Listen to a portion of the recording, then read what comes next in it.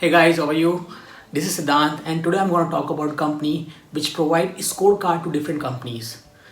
Yes, they are into rating business and they have been successfully providing ratings and gradings to different companies across sector.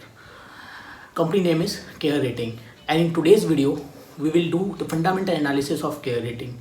Also, we will find out what does this rating agency does, their business model, their revenue model, and also we will look at some financials of Care Rating, who are the competition to Care Rating, and finally we'll find out whether we should invest in such companies or we should invest in Care Rating or not. So stay tuned and let's watch this full video. So guys, I'm sure in your life you have very often come across with scorecards. No matter you are in a school or in a college or you're working in a professional company or you're running your own business, बहुत लोगों ने आपको score card दिया होगा and that score card plays a very important role. It's an very important tool because it tells you what quality of work you have deliver, what quality of value you have given, what quality of knowledge you have, and what is the scope of further expansion of it. So these rating agency provide that scorecard. So now understand what is the working of these rating agency. ये rating agencies करती क्या है? So rating agencies basically assess the borrower's ability and its ability to repay the loan, the debt. अब when I say borrowers could be an individual like you and me, could be a company, a private company or a government undertaking. So these rating agency assess the financial strength of companies and their ability to meet the principal and interest repayment on their debt. And in order to do so, these agencies generate a credit score based on the borrower solvency. And these scores actually shows the level of confidence borrower will honor on its debt obligation. तो this agencies plays a very important role. आप लोगों ने एक word सुना होगा CIBIL. So whenever you go to the bank and you ask them कि I want to have a loan of X amount. So bank वाले का पहला सवाल होता है कि what is your CIBIL score, please submit your CIBIL report. अब वो सिबिल रिपोर्ट क्यों मांगता है and what is the reason of submitting that report? If you have your financials in hand, why he need CIBIL report? CIBIL report वो रिपोर्ट होती है which shows how good you are with the repayment of loans. अब ये CIBIL report कैसे निकालती है? तो आप जब अपना पैन नंबर देते हो, उस पैन नंबर में अटैच जितने भी लोन आपने पहले लिए होंगे या जो भी क्रेडिट कार्ड्स आपने होल्ड किए हैं, उन सब का डेटा सामने आ जाता है. And then that data shows कि how much good you were in the payment of repayment of that loans, in the repayment of that dues in credit card. तो अगर आपका सिबिल स्कोर अच्छा है, then your application will go further in the loan process. और अगर आपका CIBIL score गलत है, ख़राब है, तो आपकी एप्लीकेशन वहीं रिजेक्ट हो जाएगी. तो ये सिबिल स्कोर डिसाइड करता है कि आपको आगे लोन मिलेगा या नहीं मिलेगा. अब कितना मिलेगा वो आपके फाइनेंशियल्स बताएंगे तो मालूम पड़ेगा. अब सेम वे सपोज करो कि किसी कंपनी को अगर ये काम करना है, you are having a company, और अगर आप कंपनी को लोन चाहिए तो वो क्या करें? कंपनी का भी सिबिल स्कोर होता है क्या? यस, कंपनीज का भी सिबिल स्कोर होता है जिसको हम कहते हैं CCR, कंपनी क्रेडिट रेटिंग. और जो कंपनी क्रेडिट रेटिंग होती है वो ये रेटिंग एजेंसीज प्रोवाइड करती है. Now understand the business model of Care rating. So Care rating is the second largest rating company in India. Care rating is a full time service rating company. It is established in 1993 and तब से लेके अब तक they are offering a wide range of grading and rating services to different companies across sector. This company is recognized by SEBI, Government of India, and RBI, Reserve Bank of India. Company carries out rating of the debt instrument like commercial paper, fixed deposit, debentures, bond, ये सब करती है. So एक example मैं समझाता हूँ कि suppose करो कि आपके पास एक कंपनी है और उस कंपनी को लोन चाहिए. तो जब कोई बड़े बड़े कॉर्पोरेट्स को लोन चाहिए होता है, they want to raise their equity, they want to raise their capital, तो उनके पास 4-5 ऑप्शन होते हैं. या तो वो बैंक से लोन ले लें, या वो बाहर से कोई एक्सटर्नल फंड इन्वेस्टर्स ढूंढ ले जो फंड कर दे, या फिर वो अपने शेयर्स मार्केट में एज एन IPO ले आए. तो जब ये सब, या वो NBFC से लोन ले लें, तो इन सब चीज़ों के लिए एक डॉक्यूमेंट होता है, क्रेडिट रेटिंग सर्टिफिकेट, जो कि ज़रूरी होता है टू सबमिट इट. अगर वो डॉक्यूमेंट सबमिट नहीं होगा तो शायद ये लोन की प्रोसेस ही चालू नहीं होगी. और ये जो कंपनीज होती है वो यही काम करती है। Care rating is the India second largest rating company with a market cap of 1200 CR। अब इस कंपनी की 4 सब्सिडरी कंपनीज भी हैं, care advisory research and training limited, care Mauritius, care Nepal and care risk solution private limited. अब ये जो 4 subsidiaries company है ये रेटिंग के अलावा और भी सर्विसेज प्रोवाइड करती हैं।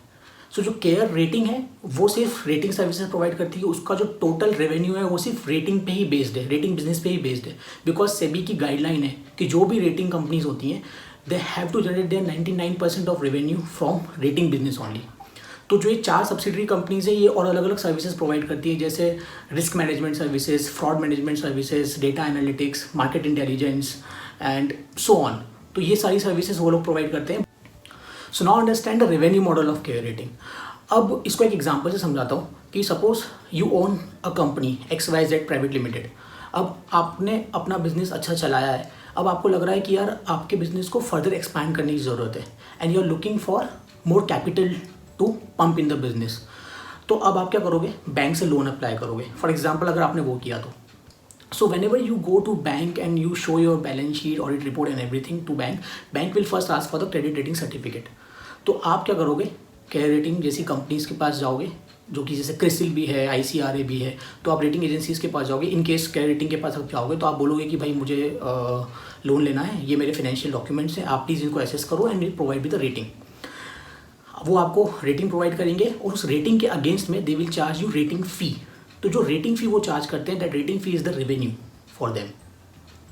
अब आपसे उन्होंने रेटिंग फ़ी ले ली और आपको उन्होंने वो रेटिंग सर्टिफिकेट दे दिया। इसके बाद में आपने बैंक से लोन अप्लाई किया and you are doing good in your business.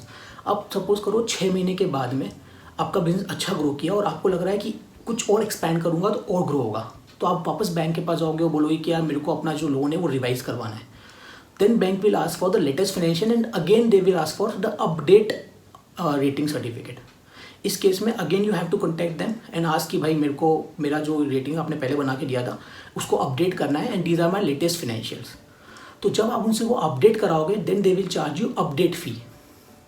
तो that update fee will also be a revenue source for them. So basically जो भी एजेंसीज होती हैं, जो रेटिंग एजेंसीज होती हैं, उनका यही सोर्स ऑफ इनकम होता है। They charge you rating fees and update fees and on the basis of that they generate there revenue. मैं इसका आपको रेवेन्यू ब्रेकअप बताता हूँ। केयर रेटिंग का रेवेन्यू ब्रेकअप है 70:30। 70% of their business comes from surveillance rating business which is a update business. Whenever customer comes in and update their ratings again and again, so that 70% of revenue comes from there and 30% comes from the initial rating services और तो first time subscribe करवा के जो rating करा ली उससे होता है। But 30% business उनका जो है वो उससे आता है और 70% बिजनेस उनका जो रेगुलर कस्टमर बार बार अपडेट कराते हैं उससे आता है। अब ये जो कंपनीज होती है इसमें ज़्यादा कंपटीशन नहीं होता है। जैसे मैं आपको बताया कि ये इंडिया की सेकेंड लार्जेस्ट कंपनी है, तो फर्स्ट है क्रिसिल और ICRA भी इसका एक अच्छा तगड़ा कंपटीशन में। तो there are not so many players in this industry. तो इनके जो क्लाइंट्स होते हैं वो स्टेबल होते हैं। So suppose if one client is associated with one company they will associated with that company for a long, और उसके बाद में उनको अपडेट वाला बिजनेस भी मिलेगा प्लस इनिशियल रेटिंग बिजनेस भी मिलेगा। कुछ केसेस में ऐसा होता है कि जब बैंक से किसी कंपनी को 10,000 CR से ऊपर का लोन लेना है या 10,000 CR से ऊपर की कैपिटल रेज करनी है, तो जब 10,000 करोड़ से ऊपर की आपको कैपिटल रेज करनी होती है in terms of loan, in terms of debenture, in terms of bond, then आपको डुअल रेटिंग सर्टिफिकेट सबमिट करना पड़ता है। तो फॉर एग्जांपल अगर इन्फोसिस है और Infosys is associated with CRISIL on their rating business, तो अब अगर उनको 10,000 करोड़ का कोई डिबेंचर या कोई बॉन्ड रेज करना है मार्केट में, तो इन्फोसिस को डुअल रेटिंग सर्टिफिकेट देना पड़ेगा। अब वो जो डुअल रेटिंग सर्टिफिकेट है, एक तो उनको क्रिसिल से मिल जाएगा क्योंकि वो उनका पेरेंट कंपनी है फॉर द रेटिंग बिजनेस। तो जो दूसरा सर्टिफिकेट है वो केयर रेटिंग से ले सकते हैं या फिर ICRA से ले सकते हैं। सो जो आपके एग्जिस्टिंग क्लाइंट है वहाँ से बिजनेस आता है। Apart from that they have an opportunity to get a dual certification also, क्योंकि वो भी कंपनीज को ज़रूरत पड़ेगी जब वो 10,000 करोड़ से ऊपर की फंड रेजिंग करेंगे तब। So let's understand the financials. Financials में आप देखेंगे कि इस साल इस कंपनी का जो रेवेन्यू है वो 275 CR हुआ है, जो कि लास्ट ईयर 349 CR था, विच इज डाउन बाय 21%। इसका एक बहुत बड़ा रीजन ये है कि इस साल हमारे यहाँ पर फाइनेंशियल इंस्टीट्यूट्स में और बैंकिंग के काफ़ी फ्रॉड और स्कैंडल्स आए हैं।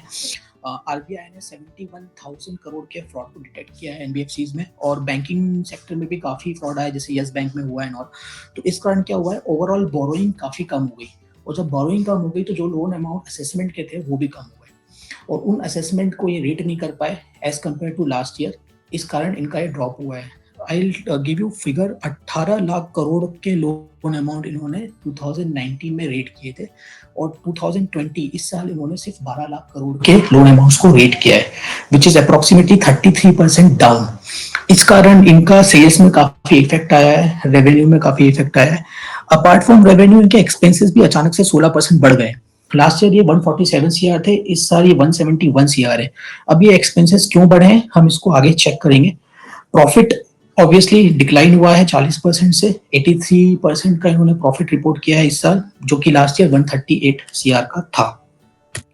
अब अगर हम इस पे जाते हैं प्रॉफिट एंड लॉस स्टेटमेंट में, तो यहाँ आप देखो एक्सपेंसेस में इन्होंने एम्प्लॉय बेनिफिट एक्सपेंसेस 109 सीआर किया है इस साल, जो कि लास्ट ईयर 102 सीआर था। अब नॉर्मली जो रेटिंग एजेंसीज होती हैं, रेटिंग कंपनीज होती है, इनके इतने कोई खर्चे होते नहीं है, क्योंकि इनके पास ना कोई असेंबली लाइन है जिसको मैनेज करना है, ना ही कोई रॉ मटेरियल कॉस्ट है, ना ही कोई वेयर हाउसिंग कॉस्ट है। इनको सिर्फ अपने ऑफिस को मेंटेन करना है और अपने एम्प्लॉयज पे खर्चा करना है। अगर आप कंपेयर करोगे ऑटोमोबाइल इंडस्ट्री से, ऑटोमोबाइल कंपनी से रेटिंग कंपनी को, तो ऑटोमोबाइल कंपनी के खर्चे बहुत ज़्यादा है। अपने ऑफिस को मेंटेन करना है, एम्प्लॉयज को मेंटेन करना है, एम्प्लॉयज के साथ साथ वेयर हाउसिंग कॉस्ट है, फैक्ट्री कॉस्ट है, असेंबली लाइन कॉस्ट है, रॉ मटेरियल परचेस कॉस्ट है, स्टील खरीदना है, बहुत सारे खर्चे हैं। बट रेटिंग कंपनीज में उतने खर्चे नहीं होते। तो यहाँ पर इन लोगों ने इस बार अपना एक्सपेंस इसलिए बढ़ाया है क्योंकि इन्होंने अपने एम्प्लॉयज की सैलरी रिवाइज की है। इनके एम्प्लॉयज की salary as per industry standard नहीं थी, तो एज पर इंडस्ट्री स्टैंडर्ड लाने के लिए इस साल उन्होंने सैलरी रिविजन किया है, जिस कारण ये हिट यहाँ पर आया है।